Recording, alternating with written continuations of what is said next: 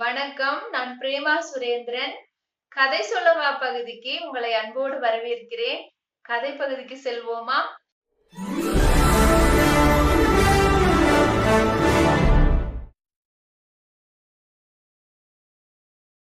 சைனாவுல ஸ்வாங் அப்படிங்கிறவர் இருந்தார். அவரு பெரிய ஒரு சீப்பு தொழிற்சாலை வச்சிருந்தார். அவருக்கு 3 மகன்கள் இருந்தாங்க. ஸ்வாங் ஒரு நாள் தன்னோட பசங்களை எல்லாம் கூப்பிடுறாரு. கூப்பிட்டு என்ன சொல்றாரு அப்படின்னா, எனக்கு ரொம்ப வயசாயிருச்சு. நம்மளோட தொழிற்சாலைய யாராவது கவனமா பாத்துக்கணும். அதனால உங்க 3 பேர்ல யார் ரொம்ப சாமர்த்தியக்காரங்க அப்படிங்கிறதுக்காக நான் ஒரு பரீட்சை வைக்க போறேன் உங்களுக்கு அப்படின்னு சொல்றாரு. 3 மகன்களும் நீங்க என்ன பரீட்சை வச்சாலும் அதை செய்யறதுக்கு நாங்க தயாரா இருக்கிறோம் அப்படின்னு சொல்றாங்க. சொன்ன உடனே ஸ்வாங் சொல்றாரு, ஒவ்வொருத்தவங்களுக்கும் 1000 சீப்பு நான் கொடுப்பேன். நீங்க என்ன பண்ணணும்? அதை கொண்டு போய் வித்துட்டு வரணும். அதுதான் உங்களோட பரீட்சை அப்படின்னு சொல்றாரு. சொன்ன உடனே 3 மகன்களும் கேக்குறாங்க, இது சாதாரண வேலைதான். நாங்க கண்டிப்பா 1000 சீப்ப சீக்கிரமாவே வித்துருவோம் அப்படின்னு சொல்றாங்க. அதை கேட்ட உடனே ஸ்வாங் சொல்றாரு, அவசரப்படாதீங்க. இந்த 1000 சீப்ப நீங்க என்ன பண்ணணும் அப்படின்னா, தனித்தனியா நீங்க 3 பேரும் விக்கிறதுக்கு போகணும். எங்க விக்க போகணும் அப்படின்னா, புத்த கோயில்ல போய் தான் நீங்க இந்த சீப்பை விக்கணும். வேற எங்கேயுமே நீங்க விக்கக்கூடாது அப்படின்னு சொல்றாரு. அப்போ முதல் மகன் கேக்குறாரு, புத்த கோயில்ல போய் சீப்பு விக்கிறதா? புத்த கோயில்ல இருக்கிற சாமியார்கள் எல்லாருமே மொட்டையா இருப்பாங்க. அவங்களுக்கு சீப்பே தேவைப்படாது. அங்க எப்படி நான் விக்க முடியும் அப்படின்னு கேக்குறாரு. கேட்ட உடனே ஸ்வாங் சொல்றாரு, அது உங்க சாமர்த்தியம். யார் அதிகமான சீப்பை வித்துட்டு வர்றீங்களோ அவங்களுக்கு தான் நம்ம தொழிற்சாலையோட நிர்வாகத்தை நான் கொடுக்க போறேன் அப்படின்னு சொல்றாரு.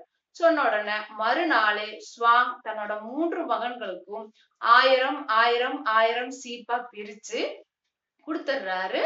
அதுக்கு ஒரு கால அவகாசத்தையும் சொல்றாரு. 10 நாள் தான் உங்களுக்கு உங்களுக்கு நான் கொடுக்கிற கால அவகாசம். அந்த 10 நாளுக்குள்ள நீங்க என்ன பண்ணிருக்கணும்?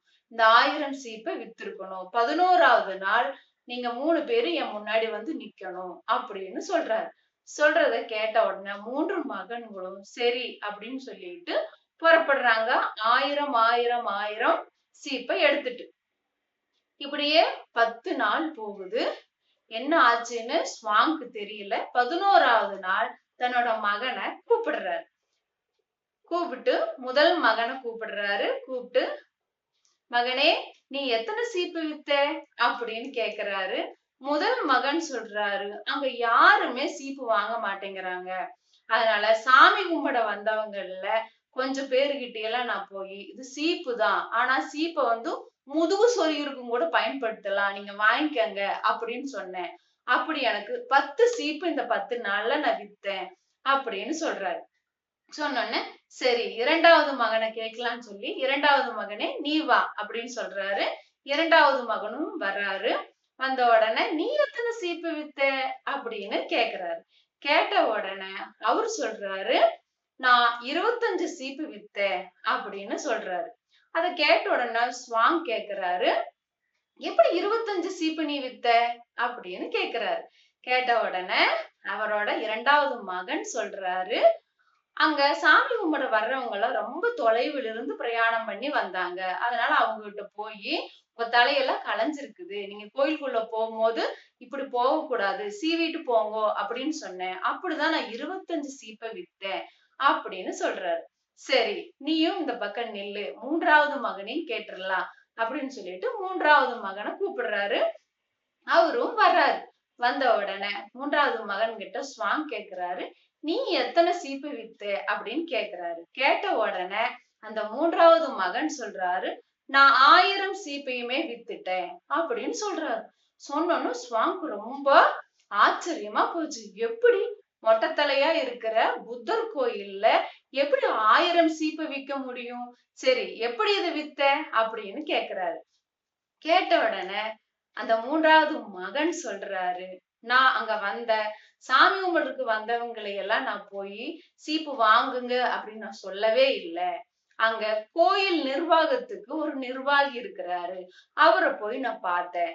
பார்த்துட்டு நீங்க சீப்பு வாங்கிக்கங்க அப்படின்னு நான் சொன்னேன். சொன்னதுக்கு அந்த நிர்வாகி கேட்டாரு, இந்த சீப்பு இங்க பயன்படாதே. நான் இத வாங்கி என்ன பண்றது? அப்படின்னு கேட்டாரு. அதுக்கு நான் என்ன சொன்னேன் அப்படின்னா, இந்த புத்தர் கோயிலுக்கு நெறைய பேரு காசு அன்பளிப்பா குடுப்பாங்க. அப்படி குடுக்கிறவங்களுக்கு புத்தரோட பேர் எழுதின ஒரு சீப்ப நீங்க அன்பளிப்பா குடுக்கலாம்ல. ஞாபகார்த்தமா அவங்க வச்சுக்குவாங்கல்ல அப்படின்னு நான் சொன்னேன். சொன்னத கேட்ட உடனே அந்த கோயில் நிர்வாகிக்கு ரொம்ப சந்தோஷமாயிருச்சு. ஆமா, இந்த கோயிலுக்கு நெறைய பேர் காச வந்து அன்பளிப்பா குடுக்குறாங்க. அவங்களுக்கு நாங்க எதுவுமே குடுக்குறது இல்ல. வெறும் ரசீது மட்டும் தான் குடுக்குறோம். இந்த சீப்பையும் நாங்க குடுத்தோம்னா அவங்களும் சந்தோஷப்படுவாங்க. இது நல்ல யோசனை. சரி, ஒரு நாளைக்கு 100க்கு மேல ஆளுக வந்து பணத்த அன்பளிப்பா குடுக்குறாங்க. அதனால எனக்கு இப்ப நீ 1000 சீப்பு குடு. இது தீரும்போது மறுபடியும் உன்கிட்ட நான் சொல்றேன். மறுபடியும் நீ எனக்கு வந்து குடு. அப்படின்னு அவரு சொன்னாரு. என்னோட 1000 சீப்பையும் கோயில் நிர்வாகிக்கே குடுத்துட்டேன். அதுக்கான காசையும் அவர் எனக்கு திருப்பி தந்துட்டாரு. அப்படின்னு 3வது மகன் சொல்றாரு. அப்பதான் ஸ்வாங் 3 மகன்களையும் ஒட்டுக்கா நிறுத்தி ஒரு விஷயத்த சொல்றாரு. எங்க நம்மனால முடியாது அப்படின்னு தெரியுதோ, அங்க நம்மளோட புத்திய பயன்படுத்தி அத முடிச்சு காட்டணும். அப்படிப்பட்ட திறமை உங்களோட 3வது மகனுக்கு இருக்குது. அதனால இந்த 3வது மகனுக்கு என்னோட தொழிற்சாலைய நிர்வாகம் பண்றதுக்குள்ள அதிகாரத்த குடுக்குறேன். மற்ற 2 பேரும் அவருக்கு உதவி செய்யுங்க அப்படின்னு சொல்றாரு. 3வது மகனுக்கும் சந்தோஷமாயிருது. மற்ற 2 அண்ணன்களும் சந்தோஷப்படுறாங்க. ஏன்னா புத்திசாலினாலதான் பெரிய தொழிற்சாலைய கவனிக்க முடியும் இல்லையா? அது அவங்களுக்கு புரிஞ்சிருது. ஸ்வாங் நிம்மதியா தன்னோட தொழிற்சாலையோட நிர்வாகத்த அவங்க 3வது மகன்கிட்ட குடுத்துட்டு, அவரு நிம்மதியா சந்தோஷமா இருக்கிறாரு. இந்த கதை உங்களுக்கு பிடிக்கும்னு நினைக்கிறேன். அடுத்த பதிவுல வித்தியாசமான ஒரு கதையோட உங்கள நான் சந்திக்கிறேன். நன்றி.